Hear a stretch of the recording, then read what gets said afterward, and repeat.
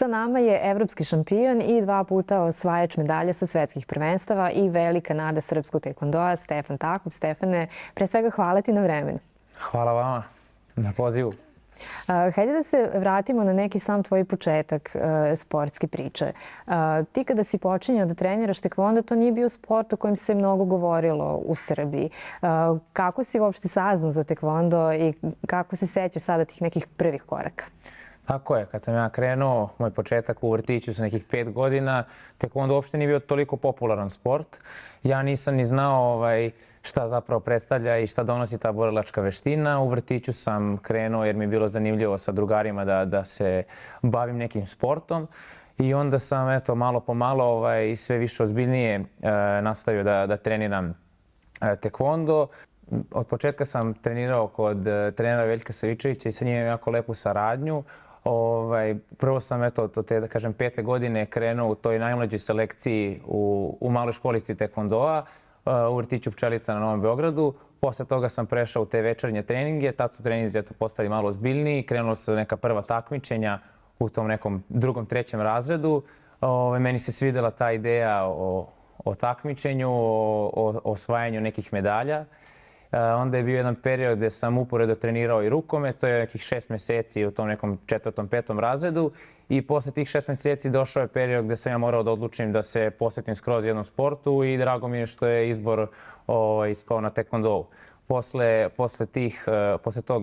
te odluke nastavio sam sa takmičenjem u pionirima, bio sam u pionirskoj reprezentaciji, onda sam išao na prve pripreme reprezentacije, to mi je još jedan dodatni motiv da ostanem u sportu i da nastavim da se takmičim, jer je pre svega druženje na prvom mestu meni u tom periodu. Posle toga dolaze kadeti gde sam ja imao više puta sam imao odluku da prestanem da se bavim tekvondom, jer mi je bio jedan jako težak period, prelazak iz pionira u kadete, gubio sam dosta mečeva i tek do 3. godine kadeta tek u 3. godini kadeta sam uspeo da uđem u reprezentaciju i to je onda opet išao na evropsko prvenstvo. Izgubio sam u četvrtfinalu u jednoj jako gustoj borbi, medalja mi je izmakla iz ruke. Na tom takmičenju su sudije direktno bodovale svaki udarac, svake tehnike, nisu bile elektronske oklopi i kacige, tako da sam s jedne strane malo bio oštećen jer su sudije pristrasno sudile, ali nema veze. Mislim da je kad sad pogledam i kad se osvrnem na taj trenutak, to bio jedan dodatna motivacija da nastavim dalje i da tu neku evropsku medalju osvojim u juniorima. Što se kasnije ispostavilo, tek 3. godine juniora uspeo sam na evropskom prvenstvu da osvojim zlato i to mi je dalo još veću, naravno, motivaciju za osvajanje velikih medalja i u seniorima. I onda sam, po jednu godinu u seniorskoj konkurenciji išao na sve te turnire. Naravno, taj prelazak u senior je opet, kao i svakome, vrlo težak. Tad je počela korona 2020. 2021. Bilo je malo turnira, malo takmičenja gde sam ja uopšte mogao da se oprobam. Ali kad je prestala situacija sa pandemijom, polako su krenuli turniri. Ja sam krenuo sve više i više da idem na te G turnire na kojima sam ostvarivao stvarno sjajne uspehe. Radio sam sa vrhunskim borcima i popeo sam se na jedno top 15, ja mislim, na svetskoj rang listi u kategoriji 74. 2021. sam na evropskom prvenstvu od 21 godine osvojio bronzanu medalju i to mi opet otvorilo nova vrata i nova motivaciju za nastavak još boljih rezultata. 2022. evropsko prvenstvo u Manchesteru, tad sam ostvario sjajan rezultat, to je bila moja prva velika medalja, tu sam se popeo na krov Evrope i to je moja prva seniorska medalja i jako sam ponosan na taj uspjeh. Da te vratim sada malo na same tvoje početke. Da li se sećaš možda nekog momenta koji je bio ključan? Uvijek je nekako sport u početku samo neka igra, ali se desi taj moment kada shvatiš da želiš nešto mnogo više. Šta je to bilo za tebe? Jeste, bilo je više tih momenata. Mislim, to je u sportu je to svakodnevno preispitivanje da li sam ja za ovaj sport i da li ja želim zapravo da se bavim ovime i to je ono što me gura da nastavim dalje.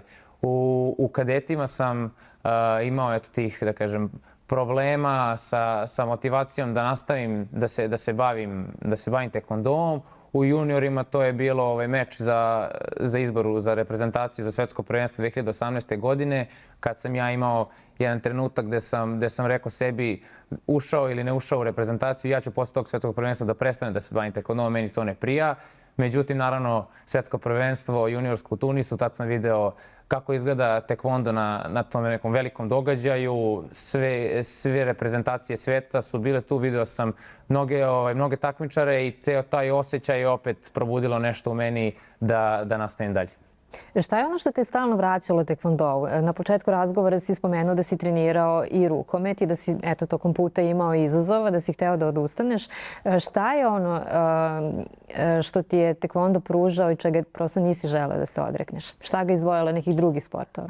Pa u početku je to druženje i to je konstantno nekako ostalo i sad je i dalje to druženje svakako deo mog života kroz sam sport.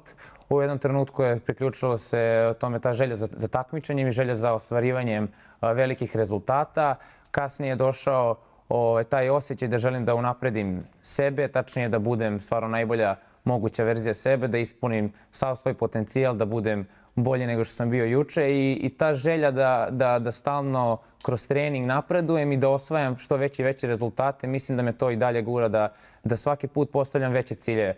Kao što sam rekao, u početku mi je bio cilj ta neka evropska medalja koja je došla u juniorima.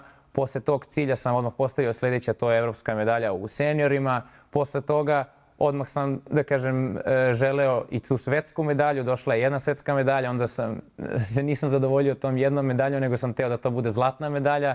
Onda sam postavio cilj da to bude zlatna medalja. Tako da uvek postavljam neke veće ciljeve. Evo sad, do pre 2 godine meni je najveći cilj u životu bio da se kvalifikujem na olimpijske igre. Onda, evo, prošle godine sam uspeo to da ostvarim. Takmičio sam se na olimpijskim igrama. Sad mi u ovom trenutku to, vidim, nije dovoljno. Ja bih želeo da to bude olimpijska medalja. Od samog početka sarađuje sa trenerom Veljkom Savičevićem. Kako bi opisao vaš odnos i kako je on uticao na tvoj razvojni put? Jeste, kao što sam rekao, imamo sjajan odnos. On je sa mnom od početka. Bio je deo mog odrastanja i deo mog vaspitanja. U početku mi smo bili deo jednog velikog kluba, Taekwondo klub Azija. Pre 3 godine smo, da kažem, pod imenom Taekwondo klub Obelix. Zajedno sa njim, imam sjajne rezultate i ono što se meni najviše sviđa je to što imamo dobru komunikaciju pre svega i što me, najbolje me poznaje od svih i zajedno s njim mogu da kroz trening najviše napredujem. Pored njega, dugo vremena sam radio sa trenerom Radomirom Volinovićem. On je bio moj trener fizičke spremnosti, odnosno za snagu i kondiciju. Od prošle godine sam krenuo saradnju sa ekipom iz Body Laba i sa njim sam u sjajne pripreme sam odradio. Spreman sam za ovu sezonu, tako da baš sam zadovoljan kakav tim imam oko sebe.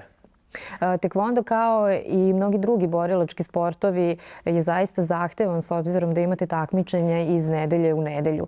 Kako u takvom jednom sistemu uspevaš da treniraš jako, a da se sa druge strane sačuvaš povrede? Jeste, sezona je takva, stvarno ima puno takmičenja. Svaki vikend postoji negde neko takmičenje. Na početku godine mi moramo da osmislimo taj kalendar takmičenja da bismo najbolje moguće pripremili sebe i da bismo mogli da nastupamo u najboljem našem izdanju. Svakim danom mora da se vodi računa i o zdravoj ishrani i toj prevenciji povreda i očuvanju tela kako bih mogao pre svega na treningu da dam svoj maksimum, a onda kroz naravno i taj trening i vežbanje da bi na takmičenjima imao najbolji performans.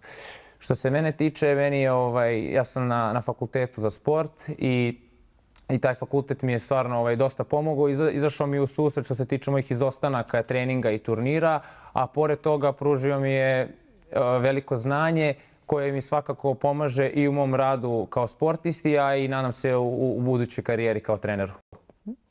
Šta je ono što si ti naučio trenirajući tekvondo i šta ti je doneo u smislu koje su to neke vrednosti koje ti naučiš na samom tatamiju i koje ti služe kasnije kroz svakodnevni život? Pre svega to je ta samodisciplina, kao što svaki individualni sport, pogotovo borilački, pruža svakom sportisti. Pored toga to je taj zdrave navike koje mi omogućuju, kao što sam rekao, da treniram kvalitetno svaki dan. Radne navike i obaveza koja je u jednom trenutku postala glavna obaveza u mom životu, to je taj sport. Ali to je eto taj način života koji sam prihvatio, koji mi se sviđa i koji mi omogućava da proživim sve ove lepe trenutke koje ovaj sport pruža. I što te kasnije odvelo i do najviših postolja i odličja. Kada sada razmišljaš o tom evropskom prvenstvu i o svetskim prvenstvima, šta ti je najupečatljiviji moment sa tih takmičenja? Ima ih više. Stvarno ne bih mogao da izdvojim jedan. To je, kao što sam rekao, prva moja veća medalja Evropskog prvenstva u juniorima. Posle toga imao sam 2 medalje sa Evropskih prvenstva do 21 godine. Evropsko seniorsko prvenstvo u Manchesteru, tu sam se popeo na krov Evrope. Pored toga imam 2 svetske medalje i ne znam se koja mi je draža. Prva je bronzana medalja 2022. iz Meksika, iz Guadalajare. Moja prva svetska medalja, tad sam bio iskreno u lošoj formi, bio je kraj sezone, novembar mesec. Malo sam se i zasitio uspehom od Evropskog prvenstva, ali opet svetsko prvenstvo je jedna prilika, sasvim neko novi izazov i drago mi je što sam uspeo da osvojim bronzanu medalju. Sljedeće svetsko prvenstvo je bilo jako brzo, posle 6 meseci u maju 2023. Tako da za taj kratak period postavio sam veće ciljeve, a to je zlato na svetskom prvenstvu i uspeo sam donekle da ispunim cilj, a to je da poboljšam rezultat sa prošlog svetskog prvenstva. Ostao je žal za tim zlatom. Finale sa momkom iz Hrvatske završilo se u 3. rundi na bod razlike. Bilo je jako napeto u tom finalu. Mogu da kažem da je zlato izmaklo za dlaku, ali opet to mi predstavlja dodatnu motivaciju za ovo sljedeće svetsko prvenstvo koje nas očekuje ove godine u Kini, da upotpunim kolekciju medalja sa svetskog prvenstva. Ono što je također san svakog sportiste su svakako olimpijske igre. Ti si prošle godine bio u Parizu. I kada govorimo o samom sistemu kvalifikacija, verovatno ne postoji suroviji sport od tekvondoa kada su u pitanju olimpijske igre, što si ti osjetio na svojoj koži. Malo ti je falilo da se direktnim plasmanom plasiraš na olimpijske igre, ipak sve se odvilo nekako drugačije. Jeste, možda najveći problem je što su te stalne promene. Nama kriterijum za kvalifikacije se menja na svake 2, neka na 4 godine i to je ono što nam otežava da lepo isplaniramo ovaj plan kvalifikacija. Moj put je bio prvenstveno moj cilj je bio da se direktno kvalifikujem na olimpijske igre, skupljanjem bodova preko svetskih prvenstva, evropskih i Grand Prix turnira. Bio sam jedno vreme 5. na listi, a top 5 ide direktno na olimpijske igre. Međutim, posljednji turnir je bio finalni Grand Prix 2023. godine na koji nisam otišao i tu mi je izmakla, da kažem, ti bodovi za direktan plasman na olimpijske igre. Prošle godine su se održavale kvalifikacije u Sofiji. Znao sam da je to još jedna mogućnost, još jedna šansa za mene da se kvalifikujem na olimpijske igre. Na tim kvalifikacijama sam radio odlučujući meč sa olimpijskim šampionom iz Tokija, momak iz Rusije. I on je jedno vrijeme, mislim da posle olimpijskih igara u Tokiju, bio moj omiljeni tekvondo borac. Sad sam imao priliku da radim meč sa njim. U prvoj rundi ja sam uspeo njega da šutnem u glavu, da ga bacim u knockdown. Sudija je odbrojavao i mislim da je stigao do nekog 6. ili 7. broja i odjednom momak on je ustao kao da mu se ništa nije desilo i nastavio je borbu dalje i ja sam tu borbu u 3. rundi izgubio. To je bio jako težak trenutak jer sam znao da mi je kvota za olimpijske igre izmakla, bio sam tako blizu. Posle tih kvalifikacija po rasporedu je trebalo da bude Evropsko prvenstvo u Beogradu i tome sam se baš radovao i to sam željno iščekivao, taman da zaboravim i da stavim po strani turnir kvalifikacija. Posle Galebovog turnira u aprilu, nažalost sam zadobio povredu, polomio sam kost u šaci i to mi je omogućilo da se takmičim na Evropskom prvenstvu. I to je možda bio najteži period prošle godine, gde sam u kratkom vremenskom periodu izgubio šansu da se takmičim u Parizu, a onda sam izgubio i priliku da pred domaćom publikom branim evropsko zlato. I uspeo sam nekako da se izborim sa time, tako što je posle tog evropskog prvenstva stigla je vest o tome da Rusima neće biti omogućeno učešće na olimpijskim igrama u Parizu. Ja sam kao prvi ispod crte, jer sam direktno izgubio od takmičara iz Rusije, bio pozvan, tačnije dobio sam mogućnost učešća na olimpijskim igrama u Parizu i to mi je onako izvadilo me iz svih tih poteškoća i svog tog crnog perioda u prošle godine. Dalo mi je neku dodatnu želju da se sad opet vratim u sav trening i spremao sam se za te olimpijske igre najbolje što sam mogao. Bio sam jako zadovoljan i srećan kakav sam napredak uspeo da postignem za taj kratak period od ta 2 meseca posle povrede, gde sam totalno ispao iz treninga i iz forme. A uspeo sam da se vratim u trening i da nastupam na olimpijskim igrama na nekom visokom nivou. Nažalost, taj moj visoki nivo koji je tad bio nije bio dovoljan za olimpijske medalje, jer je ipak to jedno najveće takmičenje na planeti. Svi se spremaju 4 godine za taj turnir, tako da se nadam da sljedeći put će biti bolje. Ali svakako treba i napomenuti da si taj poziv dobio samo 2 meseca pre samih igara i da si se vratio posle povrede, zašto je svakako potrebna ogromna volja. I što je veoma pohvalno što si se opredelio da uopšte učestvuješ na olimpijskim igrama. Jeste, 2 meseca pred olimpijske igre, ali u tom trenutku mislim da uopšte nije bilo za odlučivanje da li ću ja nastupati ili ne, odnosno moja želja je bila prevelika. Ja sam znao da je to moj put i da želim svim svojim srcem da nastupam i da nosim, da kažem, obeležje Srbije i da predstavljam svoju zemlju na najvećem takmičenju. Kakva su ti iskustva sa olimpijskih igara? Sigurno da ti je sav fokus bio na tatamiju, ali da li si uspeo malo da upiješ tu energiju olimpijskog sela? Olimpijsko selo je stvarno jedan doživljaj za sebe. Osjećaj koji sam doživeo čim sam ušao u selo je stvarno neverovatan. Ta energija koja se osjeća je nešto što nisam doživeo ni na jednom turniru. Uspeo sam da upijem tu energiju i da osjetim stvarno tu čar olimpijskog sela i biti deo takve manifestacije kao što su olimpijske igre. Što se tiče meča, radio sam borbu sa protivnikom iz Burkine Faso. Prvi put sam se susreo sa njim u meču. Ja sam se osjećao dobro tokom cele borbe, s tim što je ta razlika od skoro 10 kilograma u težini, mislim da je većim delom presudila da borba ode na njegovu stranu. Nažalost, on nije prošao dalje, tako da sam izgubio i tu šansu u repasažu. Ali eto, taj dan i Aleksandra radila meč, pa sam imao prilike da prisustvujem stvarno jednom nezaboravnom događaju i istorijskom momentu za celu Srbiju, a i naravno i za Aleksandru. Da, ti i Aleksandra se poznajete još od malih nogu, imate sjajan odnos. Kako si ti proživljavao te njene mečeve? Jeste, mi smo trenirali zajedno od samog početka. Na svakom turniru smo i ja i ona osvajali zajedno medalje, tako da mi je stvarno drago što sam pored nje bio na svim tim takmičenjima i što sam prisustvovao njenoj srebrnoj medalji na olimpijskim igrama. Srećan sam što je Aleksandra omogućila Srbiji da evo posle 4 olimpijska ciklusa osvoji tu 5. olimpijsku medalju i stvarno prikaže i predstavlja naš sport na najbolji mogući način.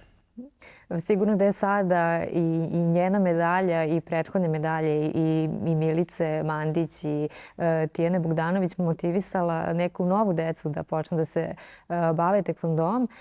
Kako tebi sada izgleda tekvondo scena u Srbiji? Svakako i mene su jednim delom motivisale, počevši od Londona preko Rija, ali možda i glavni trenutak je bio Tokio gdje su obe osvojile medalju i to je možda meni najbliži trenutak jer sam ja tad prelazio u seniore i tad mi je taj ceo pojam olimpijskih igara bio mnogo bliži nego te 2012. I tad sam poželeo da i ja možda nekog dana uspem da se pre svega takmičim na olimpijskim igrama, a onda i da osvajam sjajne rezultate. Mislim da je sad tekvondo scena u Srbiji u jako dobroj naletu i usponu. Mislim da smo u proteklih 5-6 godina stvarno jedna svetska sila u tekvondou. Istorijski uspeh smo napravili na svetskom prvenstvu u Guadalajari gdje smo se vratili sa 5 medalja. Posle toga smo imali evropsko prvenstvo u Beogradu, 3 medalje. Mislim da imamo jako lep niz velikih rezultata na velikim takmičenjima. A da li sada neka nova deca kada dođu u tvoj klub, da li te pitaju možda za neki savjet i šta im ti kažeš? Pitaju, naravno. Ja se uvijek trudim da budem dostupan i otvoren prema svima, da uvijek podelim neki savjet. Ukoliko zna, ja ću im reći najbolje što mogu i nadam se da to njima pomaže. I vidim ja da oni sa radošću meni prilaze i da je meni jako drago što mogu da njima odgovorim i da im u jednu ruku olakšam možda neki put koji sam ja prošao i da se zavole ovaj sport još više. Ko je Stefan van tatamija? Kada nisi na treninzima, čime se baviš, šta radiš u slobodno vreme, da li imaš vremena za neke druge sportove možda da pratiš? Trudim se da ispratim sve sportove kad sam u mogućnosti, mada više od toga volim da se bavim svim sportovima. Jedva čekam ovu takmičarsku pauzu, odnosno pauzu u tom delu sezone gde mogu da sa drugarima i prijateljima igram i košarku, i fudbal, i tenis. Stvarno volim da sam aktivan svaki dan, tako da eto, sport je moj život. Stefane, hvala ti mnogo još jednom što si govorio za Direkt i želim ti sve najbolje u nastavku. Hvala vama puno. Sa nama je bio Stefan Takov.